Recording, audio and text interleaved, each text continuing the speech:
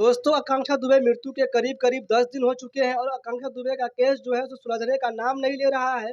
अब वही उनके वकील के द्वारा दोस्तों एक बहुत बड़ा खुलासा किया जा रहा है पोस्टमार्टम को लेकर के दोस्तों, जो आप सुन कर के हैरान हो जाएँगे। मेरा नाम है मिथिलेश, आप देख रहे हैं दोस्तों थैंक्स न्यूज़। चैनल पे नए हैं तो सब्सक्राइब कर लीजिएगा दोस्तों। पहले पुलिस प्रशासन द्वारा कहा गया कि आकांक्षा दुबे की मृत्यु हैंगिंग की वजह से हुआ है, उनके शरीर पे कोई चोट का निशान नहीं है। लेकिन अब उनके वकील का कहना है, पोस्टमार्टम रिपोर्ट के हिसाब से उनके वकील बता रहे हैं कि उनके कलाई पे चोट का निशान है, कान के पीछे जो हड्डी होती है उस पे भी चोट का निशान है और उनके पेट में एक भूरे कलर का लिक्विड पाया गया है दोस्तों, पदार्थ पाया गया है। हो सकता है यही मृत्यु का कारण हो आकांक्षा दुबे का दोस्तों।